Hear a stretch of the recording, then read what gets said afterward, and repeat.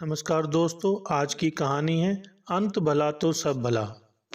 संगीता को यह एहसास था आज जो दिन में घटा उसके कारण शाम को रवि से झगड़ा होगा और वह इसके लिए मानसिक रूप से तैयार थी। लेकिन जब ऑफिस से लौटे रवि ने मुस्कुराते हुए घर में कदम रखा तो वह उलझन में पड़ गई। आज मैं बहुत खुश हूँ, तुम्हारा मूड हो तो खाना बाहर खाया जा सकता है। रवि ने उसे हाथ से पकड़कर अपने पास बैठा लिया। कारण इतना खुश नजर आ रहे हो? संगीता ने खिंचे से स्वर में पूछा। आज मेरे नए बॉस उमेश साहब ने मुझे अपने कैबिन में बुलाकर मेरे साथ दोस्ताना अंदाज में बहुत देर तक बातें की। उनकी वाइफ से तो आज दोपहर में तुम मिली ही थी। उन्हें एक स्कूल में इंटरव्यू दिलाने में ही ले गया था। मेरे दोस्त विपिन के पिताजी उस स्कूल में चेयरमैन को जानते हैं। उनकी सिफारिश से बॉस की वाइफ को वहाँ टीचर की जॉब मिल जाएगी। बॉस मेरे काम से बहुत खुश हैं। लगता है इस बार मुझे प्रमोशन जरूर मिल जाएगी। रवि ने एक ही सांस में संगीता को सारी बात बता डाली। संगीता ने उसकी भावी प्रमोशन के प्रति कोई प्रतिक्रिया जाहिर करने की बजाय वार्तालाप को नई दिशा में मोड़ दिया। प्रॉपर्टी डीलर ने कल शाम जो किराए का मकान बताया था, तुम उसे देखने कब चलोगे? अभी नहीं। रवि एकदम चिढ़ उठा। 2 दिन से घर के सारे लोग बाहर गए हुए हैं और ये 2 दिन हमने बहुत हंसी खुशी से गुजारे हैं। कल सुबह सब लौट जाएंगे और रात दिन का झगड़ा फिर शुरू हो जाएगा। तुम समझते क्यों नहीं हो कि यहाँ से अलग हुए बिना हम कभी खुश नहीं रह पाएंगे। हम अभी उस मकान को देखने चल रहे हैं, कह संगीता उठ खड़ी हुई। मुझे इस घर को छोड़कर कहीं नहीं जाना है। अगर तुम में जरा भी बुद्धि है तो अपनी बहन और जीजा के बहकावे में आना छोड़ दो। गुस्से के कारण रवि का स्वर ऊंचा हो गया था। मुझे कोई नहीं बहका रहा है। मैंने 1 महीने इस घर में नर्क में गुजार कर देख लिए हैं। मुझे अलग किराए के मकान में जाना ही है। संगीता रवि से भी ज्यादा जोर से चिल्ला पड़ी। इस घर को नर्क बनाने में सबसे ज्यादा जिम्मेदार तुम ही हो, पर तुमसे बहस करने की ताकत अब मुझ में नहीं रही है। यह रवि उठकर कपड़े बदलने शयन कक्ष में चला गया और संगीता मुंह फुलाए वहीं बैठी रही। उनका बाहर खाना खाने का कार्यक्रम तो बना ही नहीं, बल्कि घर में भी दोनों ने खाना अलग अलग और बेमन से खाया। घर में अकेले होने का कोई फायदा वे आपसी प्यार की जड़ें मजबूत करने के लिए नहीं उठा पाए। रात को 12 बजे तक टीवी देखने के बाद जब संगीता शयन कक्ष में आई तो रवि गहरी नींद में सो रहा था। अपने मन में गहरी शिकायत और गुस्से के भाव समेट वह उसकी तरफ पीठ करके लेट गई। किराए के मकान में जाने के लिए रवि का दबाव बनाए रखने को संगीता अगली सुबह भी उससे सीधे मुंह नहीं बोली। रवि नाश्ता करने के लिए रुका नहीं। नाराजगी से भरा खाली पेट घर से निकल गया और अपना लंच बॉक्स भी मेज पर छोड़ गया। करीब 10 बजे उमाकांत अपनी पत्नी आरती, बड़े बेटे राजेश, बड़ी बहू अंजू और 5 वर्षीय पोते समीर के साथ घर लौटे। वे सब उनके छोटे भाई के बेटे की शादी में शामिल होने के लिए 2 दिनों के लिए गांव गए थे। फैली हुई रसोई को देखकर आरती ने संगीता से कुछ तीखे शब्द बोले तो दोनों के बीच फौरन ही झगड़ा हो गया। अंजू ने बीच बचाव की कोशिश की तो संगीता ने उसे भी कड़वी बातें सुनाते हुए झगड़े की चपेट में ले लिया। इन लोगों के घर पहुंचने के सिर्फ घंटे भर के अंदर ही संगीता लड़ भिड़कर अपने कमरे में बंद हो गई थी। उसकी सास ने उसे लंच करने के लिए बुलाया पर वह कमरे से बाहर नहीं निकली। यह संगीता रवि भैया को घर से अलग किए बिना न खुद चैन से रहेगी न किसी और को रहने देगी। मम्मी, अंजू की इस टिप्पणी से उसकी सास, ससुर और पति पूरी तरह सहमत थे। इसकी बहन और माँ इसे भड़काना छोड़ दे तो सब ठीक हो जाए। उमाकांत की विवशता और दुख उनकी आवाज में साफ झलक रहा था। रवि भी बेकार में ही घर से कभी अलग ना होने की जिद पर अड़ा हुआ है। शायद किराए के घर में जाकर संगीता बदल जाए और इन दोनों की विवाहित जिंदगी हंसी खुशी बीतने लगे। आरती ने आशा व्यक्त की। किराए के घर में जाकर बदल तो वह जाएगी ही, पर रवि को यह अच्छी तरह मालूम है कि उसके घर पर उसकी बड़ी साली और सास का राज हो जाएगा और वह इन दोनों को बिल्कुल पसंद नहीं करता है। बड़े गलत घर में रिश्ता हो गया है उस बेचारे का। उमाकांत के इस जवाब को सुनकर आरती की आंखों में आंसू भर आए, तो सबने इस विषय पर आगे कोई बात करना मुनासिब नहीं समझा। शाम को ऑफिस से आकर रवि उससे पिछले दिन घटी घटना को लेकर झगड़ा करेगा। गीता की यह आशंका उस शाम भी निर्मूल साबित हुई।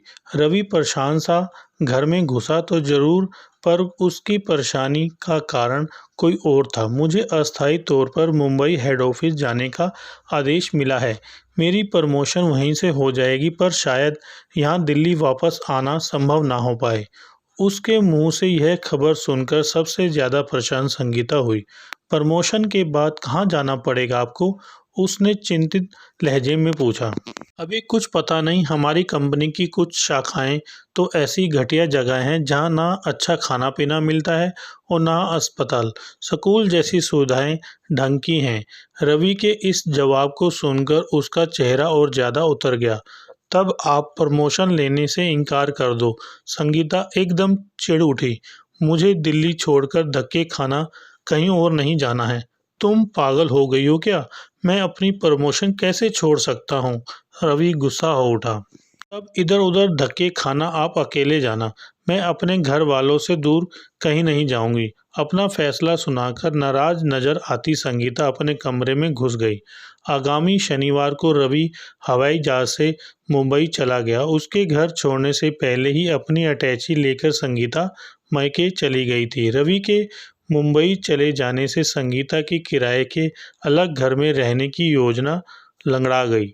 उसके भैया भाभी तो पहले ही से ऐसा कदम उठाए जाने के हक में नहीं थे। उसकी दीदी और माँ रवि की गैर मौजूदगी में उसे अलग मकान दिलाने का हौसला अपने अंदर पैदा नहीं कर पाई।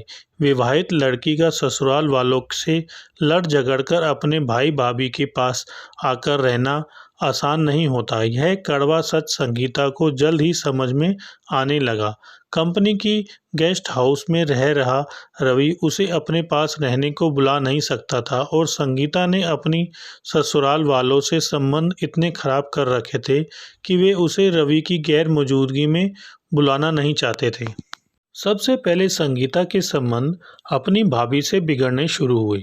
घर के कामों में हाथ बटाने को लेकर उनके बीच झड़पें शुरू हुई और फिर भाभी को अपनी नंद के घर में मौजूदगी बुरी तरह खलने लगी।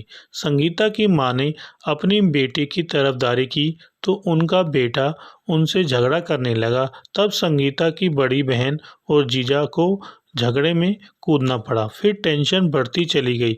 हमारे घर की सुख शांति खराब करने का संगीता को कोई अधिकार नहीं है। इसे या तो रवि के पास जाकर रहना चाहिए या फिर अपने ससुराल में। अब और ज़्यादा इसकी इस घर में मौजूदगी मैं बर्दाश्त नहीं करूँगा। अपने बेटे की इस चेतावनी को सुनकर संगीता की मां ने घर में काफ़ी कलेश किया, पर ऐसा करने के बाद उनकी बेटी का घर में आदर सम्मान बिल्कुल समाप्त हो गया। बहू के साथ अपने संबंध बिगाड़ना उनके हित में नहीं था, इसलिए संगीता की मां ने अपनी बेटे की तरफदारी करना बंद कर दिया। उनमें आए बदलाव को नोट करके संगीता उनसे नाराज रहने लगी थी। गीता की बड़ी बहन को भी अपने इकलौते भाई को नाराज करने में अपना हित नजर नहीं आया था। रवि की प्रमोशन हो जाने की खबर मिलते ही उसने अपनी छोटी बहन को सलाह दी, संगीता तुझे रवि के साथ जाकर ही रहना पड़ेगा। भैया के साथ अपने संबंध इतने ज़्यादा मत बिगाड़ कि उसके घर के दरवाजे तेरे लिए सदा के लिए बंद हो जाए। जब तक रवि के पास जाने की सुविधा नहीं हो जाती, तू अपनी ससुराल में जाकर रह। तुम सब मेरा यूं साथ छोड़ दोगे, ऐसी उम्मीद मुझे बिल्कुल नहीं थी। तुम लोगों के बहकावे में आकर ही मैंने अपने ससुराल वालों से संबंध बिगाड़े हैं, यह मत भूलो दीदी। संगीता के इस आरोप को सुनकर उसकी बड़ी बहन इतनी नाराज हुई कि दोनों के बीच बोलचाल ना के बराबर रह गई। रवि के लिए संगीता को मुंबई बुलाना संभव नहीं था। संगीता को बिन बुलाए ससुराल लौटने की शर्मिंदगी से हालात ने बचाया। दरअसल रवि को मुंबई गए करीब 2 महीने बीते थे जब एक शाम उसके सहयोगी मित्र अरुण ने संगीता को आकर बताया, आज हमारे बॉस उमेश साहब के मुंह से बातों बातों में एक काम की बात निकल गई।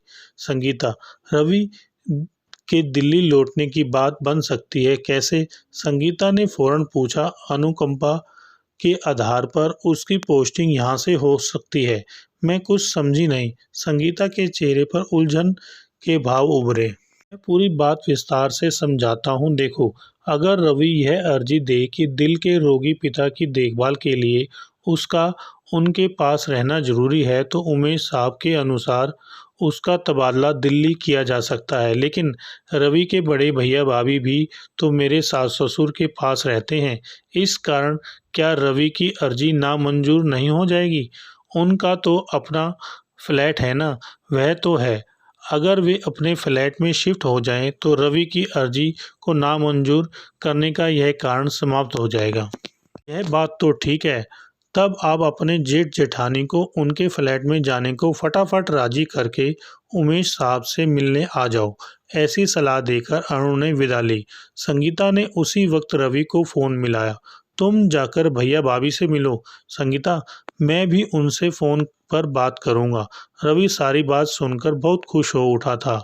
संगीता को झिझक तो बड़ी हुई, पर अपने भावी फायदे की बात सोचकर वह अपने ससुराल जाने को 15 मिनट में तैयार हो गई। रवि के बड़े भाई ने उसकी सारी बात सुनकर गंभीर लहजे में जवाब दिया। संगीता, इससे ज़्यादा खुशी की बात तो क्या हो सकती है कि रवि का तबादला दिल्ली में हो जाए, पर मुझे अपने फ्लैट को किराए पर मजबूरन चढ़ाना पड़ेगा। उसकी मासिक किस्त में मैं उसी किराए से भर पाऊंगा। रवि और संगीता के बीच फ़ोन पर 2 दिनों तक दसियों बार बातें हुई और अंत में उन्हें बड़े भैया के फ्लैट की किस्त रवि की पगार से चुकाने का निर्णय मजबूरन लेना पड़ा। सप्ताह भर के अंदर बड़े भैया का परिवार अपने फ्लैट में पहुंच गया और संगीता अपना सूटकेस लेकर ससुराल लौट गई। रवि ने कुरियर से अपनी अर्जी संगीता को भिजवा दी। उसे इस अर्जी को रवि के बॉस उमेश साहब तक पहुंचाना था। संगीता ने फ़ोन करके उनसे मिलने का समय मांगा तो उन्होंने उसे रविवार की सुबह अपने घर आने को कहा। क्या मैं आपसे ऑफिस में नहीं मिल सकती हूँ सर? संगीता इन शब्दों को बड़ी कठिनाई से अपने मुख ने निकाल पाई। मैं तुम्हें ऑफिस में ज़्यादा वक्त नहीं दे पाऊंगा संगीता। मैं घर पर सारे कागजात तसल्ली से चेक कर लूँगा। मैं नहीं चाहता कि कहीं कोई कमी रह जाए। यह मेरी भी दिली इच्छा है कि रवि जैसा मेहनती और विश्वसनीय इंसान वापस मेरे विभाग में लौट आए। क्या तुम्हें मेरे घर आने में कोई एतराज़ है?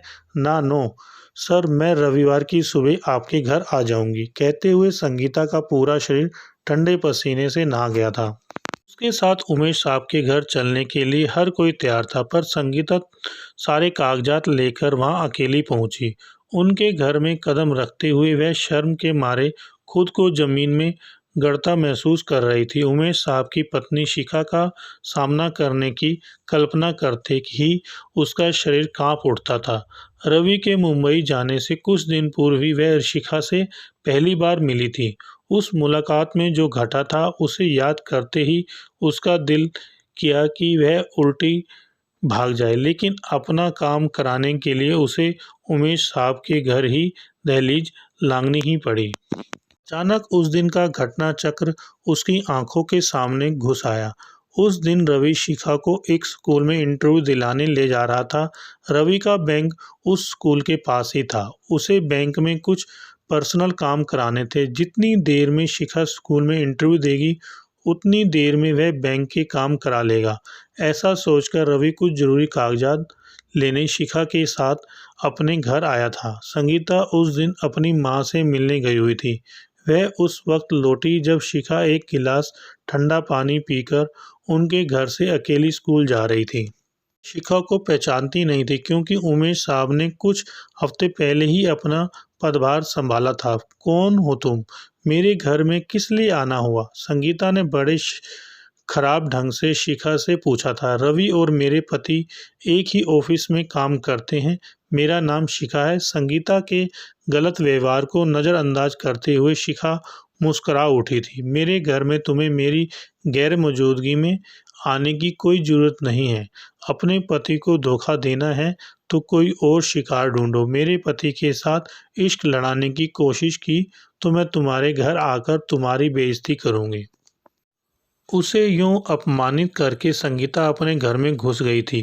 तब उसे रोज लगता था कि रवि उसके साथ उसके गलत व्यवहार को लेकर जरूर झगड़ा करेगा, पर शिखा ने रवि को उस दिन की घटना के बारे में कुछ बताया ही नहीं था।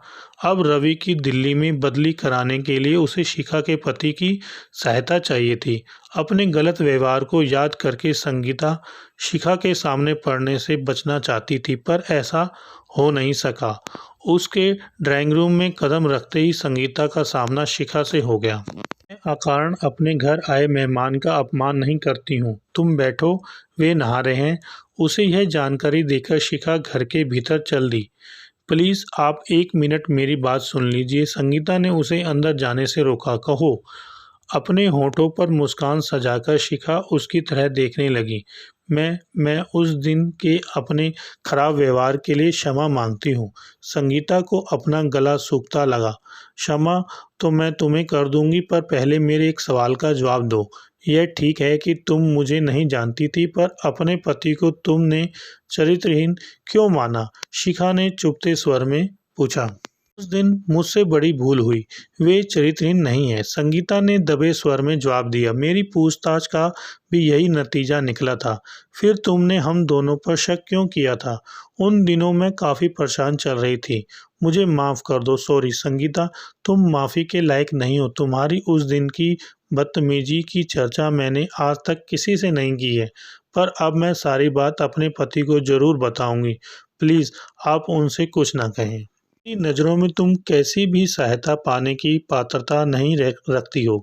मुझे कई लोगों ने बताया कि तुम्हारे खराब व्यवहार से रवि और तुम्हारे ससुराल वाले बहुत परेशान हैं। अपने किए का फल सबको भोगना ही पड़ता है, सो तुम भी भोगो। शिखा को फिर से घर के भीतरी भाग की तरफ जाने को तैयार देख संगीता ने उसके सामने हाथ जोड़ दिए। मैं आपसे वादा करती हूँ कि मैं अपने व्यवहार को पूरी तरह बदल दूंगी। अपनी माँ और बहन का कोई भी हस्तक्षेप अब मुझे अपनी विवाहित जिंदगी में स्वीकार नहीं होगा। ये अकेलेपन और उदासी ने मुझे अपनी भूल का एहसास बड़ी गहराई से करा दिया है। तब रवि जरूर वापस आएगा। हंसी खुशी से रहने की नई शुरुआत के लिए तुम्हें मेरी शुभकामनाएं। संगीता, आज से तुम मुझे अपनी बड़ी बहन मानोगी तो मुझे बड़ी खुशी होगी। थैंक यू दीदी। भाव विभोर हो इस बार संगीता उनके गले लगकर खुशी के आंसू बहाने लगी थी। उमेश साहब के प्रयास से 4 दिन बाद रवि के दिल्ली तबादला होने के आदेश निकल गए। इस खबर को सुनकर संगीता अपनी सास के गले लगकर खुशी के आंसू बहाने लगी थी। उसी दिन शाम को रवि के बड़े भैया उमेश साहब का धन्यवाद प्रकट करने उनके घर काजू की बर्फी के डिब्बे के साथ पहुंचे। अब तो सब ठीक हो गया ना राजेश? सब बढ़िया हो गया सर। कुछ दिनों में रवि बड़ी पोस्ट पर यहीं आ जाएगा। संगीता का व्यवहार अब सबके साथ अच्छा है। अपनी माँ और बहन के साथ उसकी फ़ोन पर ना के बराबर बातें होती हैं। बस एक बात ज़रा ठीक नहीं है सर। कौन सी राजेश? संयुक्त परिवार में मैं और मेरा परिवार बहुत खुश थे। अपने फ्लैट में हमें बड़ा अकेलापन सा महसूस होता है। राजेश का स्वर उदास हो गया। अपने छोटे भाई के वैवाहिक जीवन को खुशी से भरने के लिए यह कीमत तुम खुशी खुशी चुका दो। राजेश, अपने फ्लैट की किस्त के नाम पर तुम रवि से हर महीने 10,000 लेने कभी मत करना। यह अतिरिक्त खर्चा ही संगीता के दिमाग में किराए के मकान में जाने का कीड़ा पैदा नहीं होने देगा। आप ठीक कह रहे हैं सर। वैसे रवि के रुपए लेकर मैं नियमित रुपए से बैंक में जमा कराऊंगा। भविष्य में इस मकान को तोड़कर नए सिरे से बढ़िया और ज़्यादा बड़ा 2 मंजिला मकान बनाने में यह पैसा काम आएगा। तब मैं अपना फ्लैट बेच दूंगा और हम दोनों भाई फिर से साथ रहने लगेंगे। राजेश भावुक हो उठा। पिछले दिनों रवि को मुंबई भेजने और तुम्हारे फ्लैट की किस्त उससे लेने की हम दोनों के बीच जो खिचड़ी पकी है, उसकी भनक किसी और को कभी नहीं लगनी चाहिए। साहब ने उसे मुस्कुराते हुए आगाह किया, ऐसा कभी नहीं होगा सर। आप मेरी तरफ से शिखा मैडम को भी धन्यवाद देना। उन्होंने रवि की वैवाहिक जीवन में सुधार लाने का बीड़ा ना उठाया होता तो हमारा संयुक्त परिवार बिखर जाता। अंत भला तो सब भला। उमेश साहब की इस बात ने राजेश के चेहरे को फूल सा खिला दिया था। हेलो दोस्तों, अगर आपको हमारी ये वीडियो अच्छी लगी हो तो लाइक करें, शेयर करें और कमेंट्स करके बताएं कि हमारी ये वीडियो आपको कैसी लगी। साथ में चैनल को सब्सक्राइब करके बेल आइकन जरूर दबाएं।